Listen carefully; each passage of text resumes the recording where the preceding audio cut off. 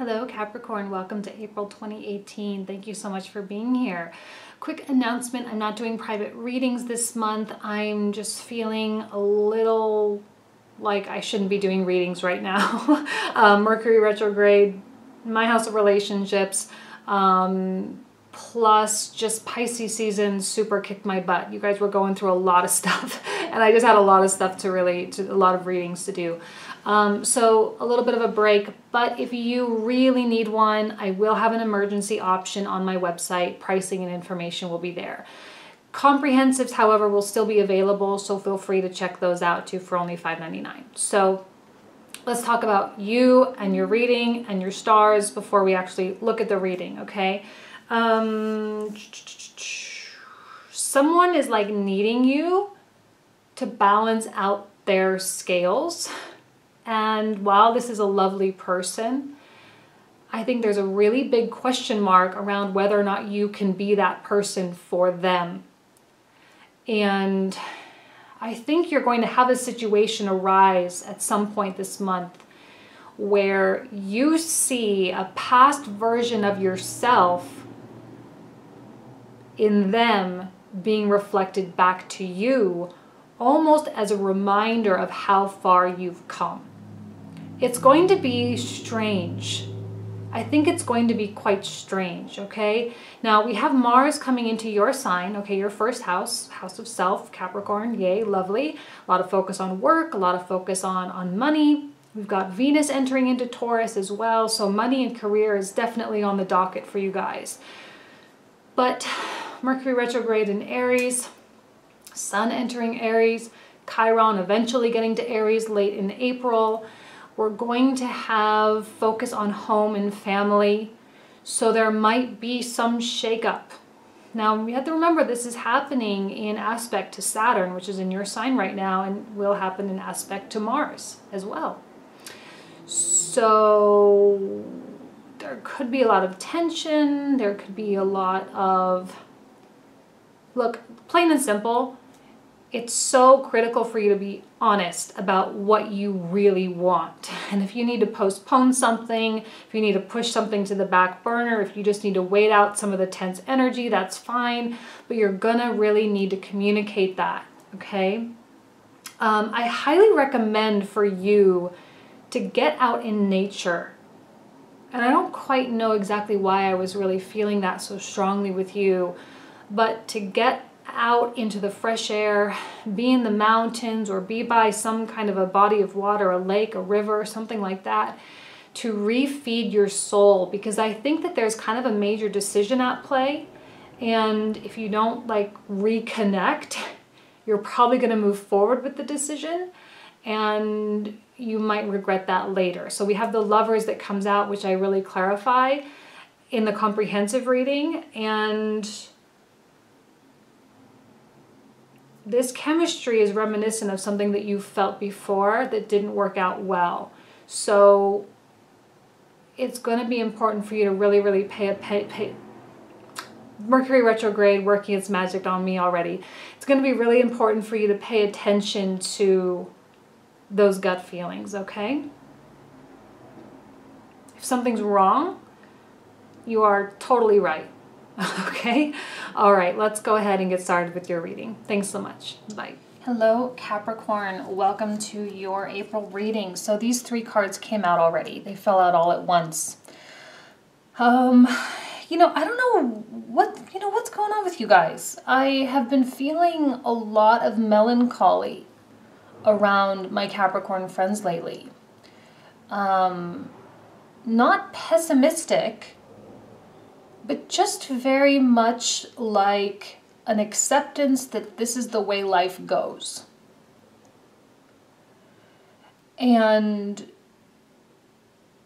a true understanding that the outside world matches our inside world. Death has been a presence this month in a lot of the signs, okay? And I sat here for a minute before I turned the camera on because normally this speaks to transformation in general. But I have to tell you that I'm really seeing it as the outside world transforming, because your inside world has already gone through all of that. And so what's happening is all of the hard work, all of the pushing through, the power housing, all of that stuff is starting to show up and manifest itself with your friends, with your financial situation, with your business growth, with your relationships. And for some of you, that may or may not be good, depending on how much you actually took hold of the growth opportunities. Because some people, they face those growth opportunities and they really shy away from them. They don't like them. They're very uncomfortable. And so they sink backwards.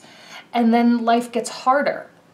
And then others of you, you embrace it and you shine. And then your outside world reflects that as well. So there's this, and again, let's come back to the word melancholy for a second, because I'm not sure exactly why that word really spoke to me while I was shuffling. But it's kind of this, I know what I have to do now. There's a determination here. We're getting 2 cards of Scorpio, guys. And this is you. Scorpio quality is about power. And I think Capricorn and Scorpio both really understand the concept of power, emotional power. Look, King of Cups in the upright position, speaking emotionally, emotional power, spiritual power. Water signs speak to the ethereal realms, speak to the unknown. Even, Scorpio as a whole is the ruler of the occult knowledge, and mysticism and things like that. So there seems to be a welcoming because you were trying so hard to be in control the past few years.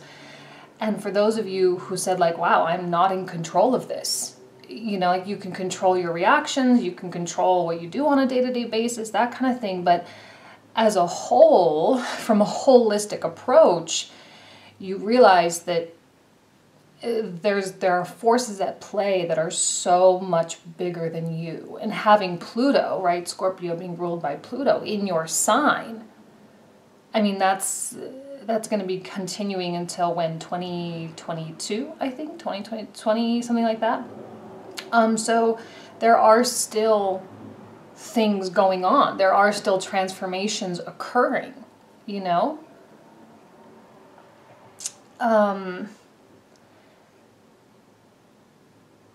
Oh, I had something enter my mind and I totally forgot what it was. Oh, I said this in a couple other signs. We're going to say it to you too, because I think it's applicable. The death, the Scorpio quality, the Plutonian quality. It's like a tsunami, right? This huge deluge of water that comes in from the ocean. And it just comes in and comes in and comes in and comes in. And then all of a sudden we have towns, villages, cities, entire, areas of a nation that are just completely swallowed up.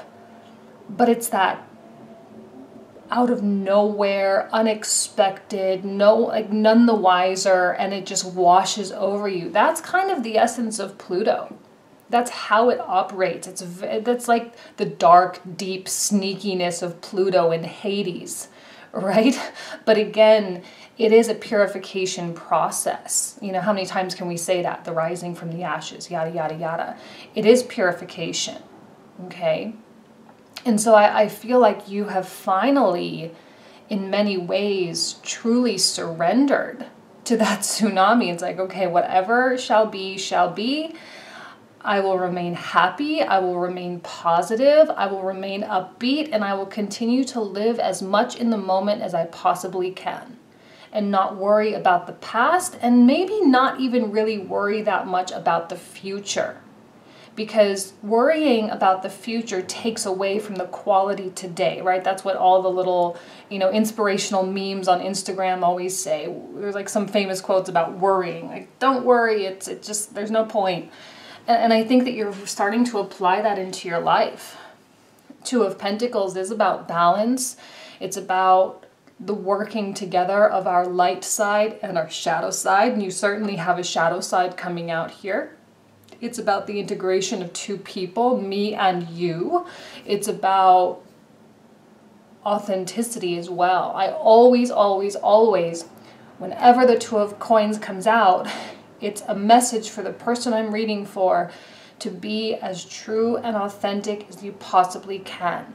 Now, Capricorn, stereotypically, and I know this is not for everyone, and I'm not trying to reinforce stereotypes per se, but Capricorn is known for identifying themselves with their whatever, their status, their group of friends, their professional success, that type of thing. And sometimes when a structure of our life collapses, Pluto, we lose our identity because we identified so heavily with that thing. You know, like I'm a prominent business person in my community, and then all of a sudden the economy crashes and I don't have my business anymore, so who am I? Type of thing, right? And it's actually an opportunity for you to really discover that, who am I? Okay?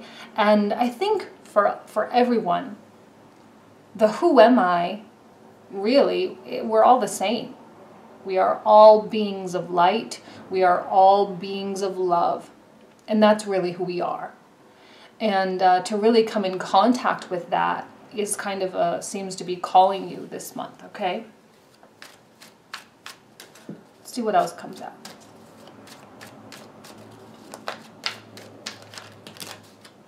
The Wheel of Fortune reversed. Queen of Swords. I'm happy the Queen of Swords is coming out, okay? This seems to be someone else. Very likely someone that has something for you, has something to say. With the Mercury retrograde that I know I'll talk about in the intro, it is occurring in your 4th house, house of home and family, and you might maybe not really want to really connect with home and family during this time. You can be a very family-oriented sign though. I mean, generally speaking, you know, Capricorn is about tradition and all that kind of stuff. But there is this detachment going on, 5 of Pentacles here. This somewhat choice of isolating, or this choice of pulling back.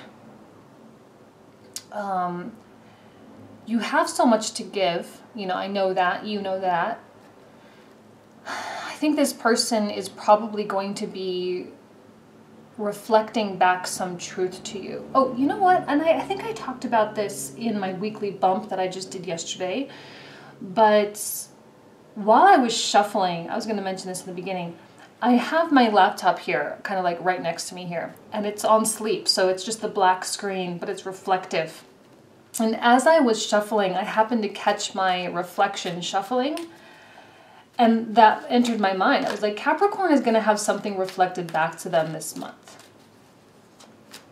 Almost as though they are going to see a past version of themselves in someone else, so that they can gauge and they can understand how far they've actually come.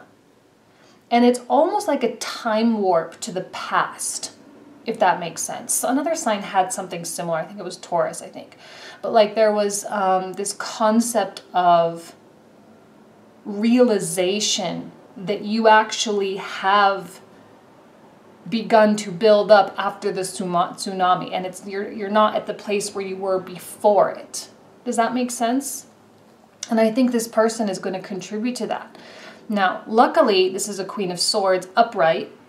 Luckily, it's diplomatic, and it is kind, and it is in your best interest.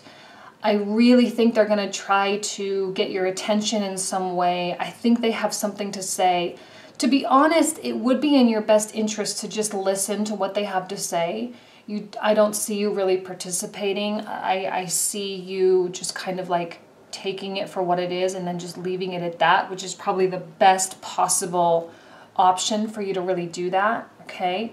And this person might get frustrated that you're not really engaging with them, and that's on them because they're doing the Mercury retrograde in their own area of their own chart. Okay, so you're not really responsible for how they react, although I think it'll be okay. I'm not seeing a great deal of turbulence here. The Wheel of Fortune coming out reversed. No matter what, the Wheel of Fortune is a good, positive card, an indication of things coming to you. But when it's reversed, there seems to often be a delay where you may have to continue to wait, okay? Or that something gets put on hold or something gets put on the back burner. Now, if you are in a relationship and you have plans for the future, I think those plans are going to get set back a little bit. If you are in a business connection and you have like a plan to roll out some new initiative of some kind, those types of plans are going to be set back, okay, put on the back burner for right now. It's probably not the best time for huge, major commercial decisions to be made, okay? And when I say commercial, business, yes, of course, but also the tangible decisions in relationships as well. Because it's happening in your house of home and family, you know, there's going to be those home ties, okay? So let's see what else comes out. It's in your best interest to wait.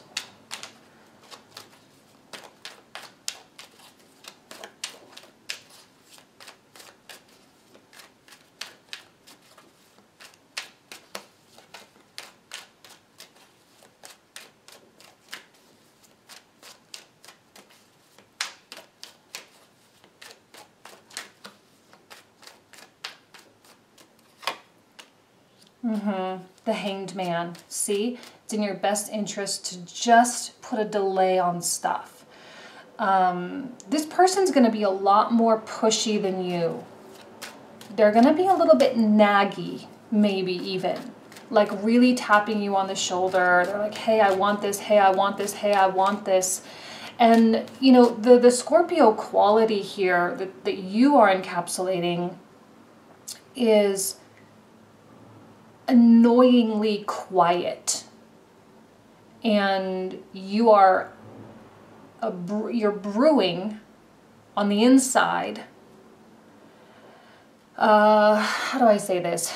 You know, you have a lot of activity going on, but this person is going to have a difficult time reading you. I would say the Scorpio quality is one of the most difficult to understand from the outside looking in, because there's such a staunch separation between the outside and the inside. That's what Scorpio is known for.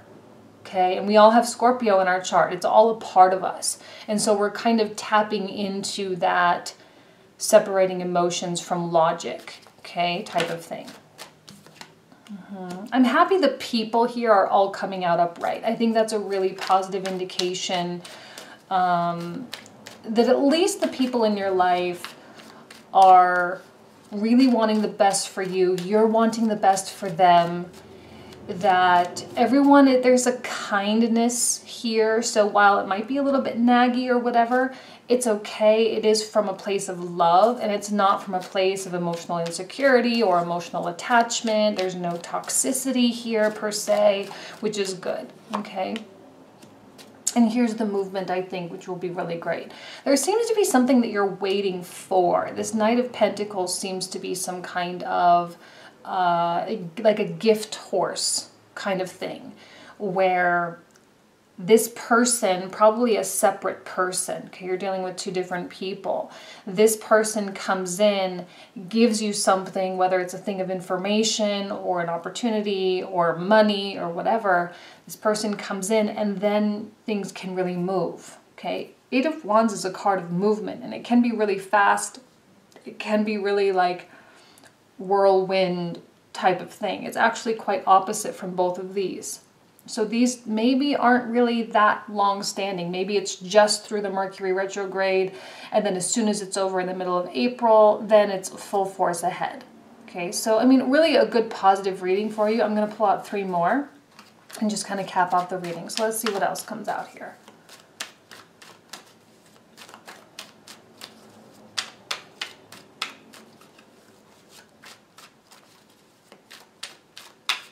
Okay, this is super weird. I've never, ever, ever done this before, but I just felt inspired to do something. Okay, hold on. You'll see.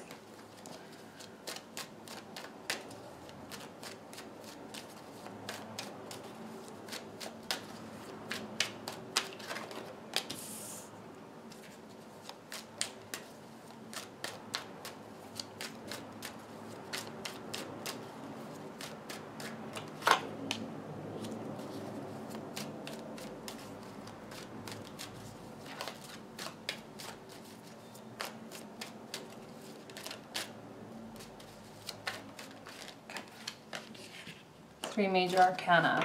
I had a feeling it was going to be significant. I've never laid them out this way before, but there was something that was like, you need to read this in rows. So I'm like, okay, I'll read it in rows. Who am I to argue with that? Same.